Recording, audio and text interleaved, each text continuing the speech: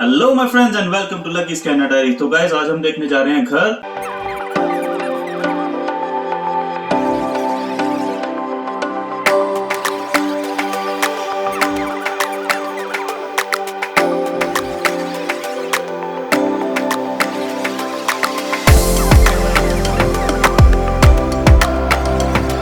जैसे पहले एपिसोड में मैंने बताया था कि घर हमने चूज कर लिया कि किस टाइप का हमने लेना है। आज हम देखने जाएंगे, मगर देखने से पहले 3-4 चीजें होती है। जैसे सबसे पहले होती है आपका बजट। तो बजट कैसे आप करेंगे? आपको प्री अप्रूवल लेना पड़ेगा। अपने बैंक पे पास जाइए एंड मॉर्गेज के लिए प्री अप्रूवल लीजिए। या अगर जेब में 3-4 करोड़ रुपए नहीं है तो आपको लेना पड़ेगा प्री अप्रूवल। एंड सेकंड चीज, आपका गुड क्रेडिट स्कोर होना चाहिए, जिसके बेसिस में वो प्री अप्रूवल देते हैं। गुड क्रेडिट स्कोर मतलब 700 एंड अबव। एंड तीसरी चीज, आपका फुल टाइम जॉब होना चाहिए, या तो अगर आपके पास 1 या 2 पार्ट टाइम जॉब है वो कम से कम 2 साल के लिए कंटिन्यूटी में होनी चाहिए, वही चीज। एंड चौथा, आपके टैक्स रिटर्न्स वगैरह अप टू डेट होने चाहिए। And last and not the least, pay stubs. Pay stubs आपके मतलब ये जिसको हम कहते हैं इंडिया में सैलरी स्लिप्स, वो सब आपकी पिछली 6 महीने तक की आपके पास ये सब होना चाहिए गाइस। तो ये सारे डॉक्यूमेंट्स इकट्ठे करने के बाद आप बैंक में जाएंगे, वो आपको प्री अप्रूवल दे देंगे। एंड सबसे बड़ी चीज है कि मैं यहाँ पर जैसे कि फर्स्ट टाइम होम बायर हूँ, तो मैं 5% डाउन दे के ही घर ले सकता हूँ, but I am going for 10%, but 5% भी आप दे सकते हैं। ओके। एंड अगर आप एक सेकंड हाउस बायर है या सेकंड टाइम, तो आपको कम से कम 20% डाउन पेमेंट देनी पड़ती है गाइस। तो ये सारी कैलकुलेशंस बैंक कर लेगा। एंड फॉर एग्जांपल अगर आपका घर 5 लाख का है, 500,000 जिसको हम यहाँ पर कहते हैं, तो 25,000 रुपया, $25,000 सॉरी, उतना आपको देना पड़ेगा। And the house will be yours. और चलिए, मैंने अपनी प्री अप्रूवल ले ली है। मेरी अप्रूवल ऑलमोस्ट 500,000 की हुई है। एंड सेकेंडली हमें चाहिए एक रियलिटर। You have to choose a good realtor here. Okay guys, आपको जाना पड़ेगा, देखना पड़ेगा, कई रियलिटर्स के साथ भी मिलना पड़ेगा। एंड वर्ड ऑफ माउथ भी बहुत होता है, ठीक है, एंड रेटिंग्स होती हैं। तो उस हिसाब से आप एक रियलिटर अच्छा चूज करिए, जिसको आप अपने रिक्वायरमेंट्स बताएंगे। He will note down all your requirements, कैसा घर आपको चाहिए, किस लोकेशन में आपको चाहिए। आप नॉर्मली अपने जहाँ पर वर्क होता है उसके आसपास की लोकेशन होती हैं, तो वहाँ पर लोग देखते हैं, मैं भी यही देख रहा हूँ। एंड और भी चीज होती है कि किस टाइप का हाउस होना चाहिए। जैसे कि मैंने पहली वीडियो में बताया, वो आपने चूज कर ही लिया होगा। सेकंड, और कितने बेडरूम चाहिए आपको। तीसरा, कौन से ईयर का बिल्ड होना चाहिए। चौथा, परसेंटेज ऑफ कंप्लीशन कितनी होनी चाहिए। अब परसेंटेज ऑफ कंप्लीशन से मेरा मतलब ये है कि यहाँ पर घर एक होता है, उसमें सिर्फ रूम्स हैं, वो that's complete, that's a liveable house. बस उसके बाद उसमें एक गैराज भी होता है, ठीक है, वो है कि नहीं। सेकंड चीज है डेक। तो बैक यार्ड में जाने के लिए सीढ़ियां होती है और वहां पर एक डेक लगा होता है बढ़िया सा, तो वो है कि नहीं। एंड तीसरी चीज, बेसमेंट है कि नहीं। 1-2 बेडरूम, और आपको बेसमेंट अपने यूज के लिए चाहिए कि आपने किराए में चढ़ानी है। अगर किराए पे चढ़ानी तो लीगल बेसमेंट होना चाहिए। लीगल बेसमेंट का भी एक बहुत लंबा चौड़ा टॉपिक है। Like you have to have certain numbers of windows नीचे होनी चाहिए। एंड एक सेपरेट एंट्री होनी चाहिए, जिसको आप साइड एंट्रेंस भी कहते हैं, या तो वॉकआउट बेसमेंट होती है, जिसको कि आप किराए पे चढ़ा सकते हैं। चलिए अभी चलते हैं गाइस घर देखने हैं। चलिए आपको घर दिखाते हैं आके, जो मैं कैसे के देख रहा हूँ। Hey guys, this is the first house we are here to see। ये पहला घर है। देखिए, ये एक ड्यूप्लेक्स टाइप सिस्टम होता है, ये पूरा एक घर है। तो ये जो बीच में आप देख रहे हैं, ये किसी और का पोर्शन रहेगा, ये किसी और का पोर्शन रहेगा। 2 पोर्शन है। डिज़ाइन अंदर से सब कुछ सेम रहेगा, ठीक है। तो ये एंट्रेंस है। एंड ये 1600 स्क्वायर फुट का घर है। पीछे गैरेज है एंड डिटैच्ड। और चलिए अंदर चलते हैं। यहाँ पर आप देख सकते हैं पूरा हॉल एरिया है। हम यहाँ से एंटर करते हैं। एंटर के साथ ही ये पूरा हॉल एरिया है। यहाँ पर एक फायर प्लेस लगी हुई है, राइट। फायर प्लेस के साथ उस साइड किचन है। एंड ये यहाँ से बेसमेंट में जाते हैं नीचे, पर बेसमेंट नीचे डेवलप नहीं हो रखी है। Okay, I just want to make sure you guys get the right one for your family, right? Yes. Right. So I will just show them. This is the type of houses. Guys, ये under construction है। ये first floor है, ऊपर आया हूँ मैं। And all over carpet. I know it's not very clean. And this is the master bedroom. और बाहर अगर आप देखें तो अच्छी खासी विंडो है यहाँ पर। And everything is new. Like यहाँ पर टाइल्स वगैरह भी ऐसी मिलती नहीं है, ये बिल्कुल इंडियन स्टाइल टाइल है यहाँ पर। Nice lighting, 2 separate basins. और यहाँ देखिए, नहाने का एरिया ऐसा होता है यहाँ पर। नॉर्मली क्या है, ये एक स्टडी है, यहाँ पर आइए आप शावर लीजिए, नहाइए, ठीक है, या तो बाल्टी भरिए नहाइए। या तो यहाँ पर टब लगा होता है, या तो ऑल द टाइम आप टब में नहीं नहाते, राइट। सो अच्छी सीलिंग है, नाइस।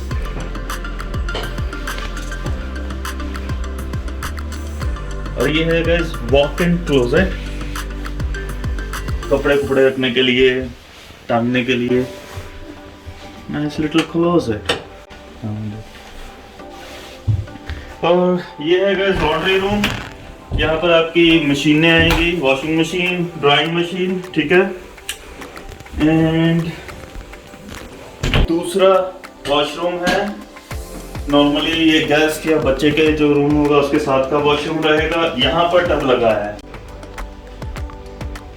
इसका एरिया है guys 1600 square foot of living area है यहाँ पर। और आपको बाहर दिखाता हूँ, ये विंडो से बाहर ये गैराज है, ये पूरा गैराज एरिया है। यहाँ पर 2 गाड़ियाँ खड़ी हो सकती है इस गैराज में। ये हाफ गैराज मेरा होगा, हाफ मेरे साथ वाले का होगा ये। और ये थर्ड रूम है, ऊपर का तीसरा रूम। देखिए घर न्यू है, ये बिल्कुल न्यू बिल्ड है। And I don't know what will I choose, मगर बाहर का देखता हूँ एरिया, क्योंकि यहाँ पर क्या होता है इसकी, अगर आप कोई घर लेते हैं तो एक तो घर हाँ बहुत ब्यूटीफुल है, that's one thing. Second thing आपकी सराउंडिंग्स भी वैसी होनी चाहिए। Don't touch anything, everybody will do रखी है, you know. So guys, I hope you're enjoying and be sure to like and subscribe and hit that red bell icon. तो guys मैंने अपनी एक लिस्ट ऑफ रिक्वायरमेंट बनाई थी देखने के पहले, और मैंने ये लिस्ट अपने रियल्टर को भी दी थी। उसमें क्या था कि मुझे 3 बेडरूम कम से कम चाहिए, ठीक है, मेन फ्लोर में, एंड एटलीस्ट 1400 से 1500 स्क्वायर फुट होना चाहिए, not more than that, not less than that. And तीसरी चीज टाइप ऑफ हाउस, क्योंकि मेरा बजट ऑलमोस्ट 500,000 है, तो वो एक ड्यूप्लेक्स होना चाहिए। आई am going down for that, like मैं पूरा 500,000 नहीं लेके चल रहा हूँ, उससे नीचे मेरा तो बढ़िया है। एंड सिंगल फैमिली होम में मुझे अपना स्क्वायर फुटेज एरिया वो थोड़ा सा सेक्रीफाइस करना पड़ रहा है, जो मैं नहीं चाहता। And I am going for duplex. Duplex is as good as single family home, you know. And तीसरी चीज, कम से कम एक कार का गैराज चाहिए मुझे, क्योंकि हमारे पास एक ही गाड़ी है, तो एक कार का गैराज चाहिए। लिटिल बिट ओवरसाइज गैराज, आगे जाके मेरा थोड़ा शौक है मोटरसाइकिल का, बोलूंगा तो उसमें आ जाए दोनों चीजें। And next will be budget. Budget is at least 450 का तो होएगा ही, इतना ही कि मुझे देख रहा हूँ अभी इस टाइम, और जितने मैं घर दिखा रहा हूँ इसी बजट में रहेंगे। एंड उसके बाद एक स्मॉल ग्रीन एरिया चाहिए मुझे, बैक यार्ड में बहुत बड़ा ग्रीन एरिया नहीं चाहिए यहाँ पर, इसलिए क्योंकि यहाँ पर घास कटाई, सफाई वो सब अपने आप ही करनी पड़ती है। तो एक छोटा बैकयार्ड हो, एक ग्रीन एरिया हो, बहुत छोटा भी ना हो कि 4 कदम में खत्म हो जाए, बट एक डिसेंट सा बैकयार्ड हो और छोटा ग्रीन एरिया हो जो कि मेंटेन करना भी इजी हो। एंड नेक्स्ट है कि मुझे डेक चाहिए, पूरा फुल बिल्ड घर चाहिए, मैं दोबारा नहीं उसमें हाथ लगाना चाहता, तो इसलिए डेक, बेसमेंट और साइड एंट्रेंस, ये तीनों चीजें चाहिए। मैं सोच रहा हूँ आगे किराए पे चढ़ा सकता हूँ, तो it will help me with my budget and all. तो साइड एंट्रेंस हो तो अच्छा है, that is not 100% requirement. And Edmonton area में गाइस मैं देख रहा हूँ कि यहाँ साइड एंट्रेंस नहीं मिल रही है इस बजट में, और इस बजट में बेसमेंट भी नहीं मिल रही है, तो आई विल सी क्या कर सकते हैं। एंड उसके बाद ईयर ऑफ बिल्ड, ये मैं 2017 से आसपास देख रहा हूँ, 5 साल पुराना होना चाहिए इससे ज्यादा नहीं। एंड चलिए आगे भी दिखाता हूँ, लेट्स गो। गाइस जो मैं घर अभी दिखा रहा हूँ आपको, ये वाला तो न्यूली बिल्ड था, इसलिए मैंने डिटेल में दिखाया। आगे वाले जो घर हैं यहाँ पर लोग रहते हैं, तो नॉर्मली वीडियो और ये सब बनाना अलाउड नहीं होता, तो मैंने कई घर देखे हैं ऐसे के ही, एंड मैं वीडियो नहीं बना सकता हूँ वहाँ की, तो मैं आगे एक शॉर्टकट में सिर्फ एग्जांपल ही दिखा सकता हूँ गाइस। So let's go. तो ये गाइस काफ़ी अच्छा रूम है, ये दूसरा घर है with attached washroom. And see the outside guys, बाहर देखिए, oh my God, it's a double car garage है, और ये ओवरसाइज डबल कार गैराज है, और मगर जगह देखिए आसपास की, it's a very big lawn. ये guys master bedroom with attached washroom and walk in closet. ये घर है गाइस, ये सिंगल फैमिली होम है, मगर यहाँ पर इसमें कोई बेसमेंट नहीं है एंड गैराज भी नहीं है, सिर्फ प्लेटफॉर्म बनाया हुआ गैराज बनाने के लिए। तो गाइस ये घर इनसाइड से मैं दिखा रहा हूँ, नाइस एरिया, बहुत अच्छा वुडन फ्लोरिंग है, एंड अच्छी किचन है, खुली डुली विद आइलैंड किचन है, और बेसमेंट बनी नहीं हुई है गाइस इसकी, ये ऊपर जाने वाली सीढ़ियाँ हैं यहाँ पर, और सिंगल फैमिली होम है। नाइस फायरप्लेस, ये फायरप्लेस है टीवी के नीचे जो है, it's a kind of digital fireplace. And kitchen भी अच्छी साफ सुथरी लग रही है, ग्रेनाइट टॉप्स हैं, नाइस।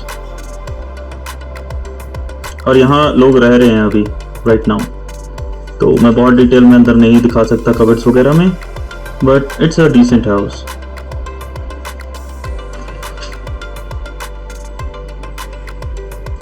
और ये वाला जो पीछे है नीचे दरवाजा, ये बेसमेंट जाने के लिए, ये पीछे मड रूम आ गया। और ये देखिए बैकयार्ड है पीछे, ये सिर्फ प्लेटफॉर्म बनाया हुआ है मगर कोई गैराज नहीं है, ना ही डेक है यहाँ पर, तो I have to think about that. ये लॉन्ड्री है मड रूम के साथ में ही।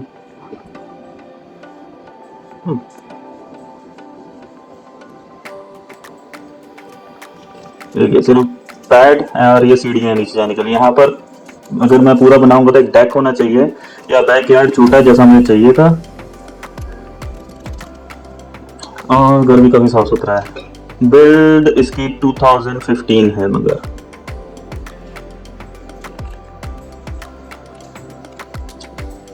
ये यहाँ पर एक वैनिटी वॉशरूम है ये वाला, और ये नीचे बेसमेंट जाने के लिए आप देख सकते हैं सिर्फ इंस्टॉलेशन हुई है मगर ये कंप्लीट नहीं है।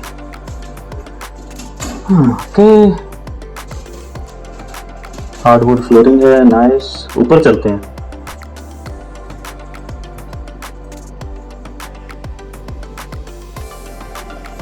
हम देख सकते हैं कि 2015 के हिसाब से कारपेट भी काफी अच्छा दिख रहा है। और ये ऊपर आते ही वॉशरूम्स हैं बाहर वाले जो रहते हैं नॉर्मली दोनों, और ये एक एक्स्ट्रा रूम है, this is not a master bedroom. 3 bedroom house है ये विद वॉक इन क्लोजेट। और ये बाहर का व्यू, और ये वॉक इन क्लोजेट में भी विंडो है। एक चीज अच्छी है यहाँ पे विंडोज बहुत है इस घर में। ओके, तो यहाँ भी गाड़ी पार्क कर सकते हैं, बैक साइड भी कर सकते हैं कहीं भी।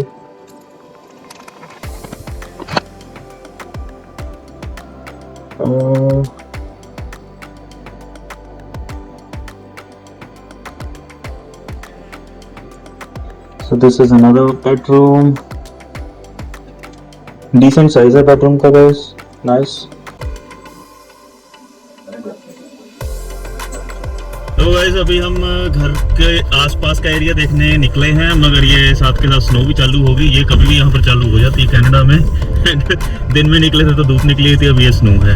चलिए, बाकी हम अभी घर तो देख लिया अंदर से बाहर से, मगर सबसे मेन चीज़ ये है कि उसके आसपास मार्केट कहाँ है। तो इसके आसपास मार्केट तो बहुत अच्छी है, यहीं से आपको दिख रहा होगा सामने पेट्रोल पंप एंड सीधे, और वहाँ पर ही एक छोटा सा एरिया है खाने पीने का इलाका।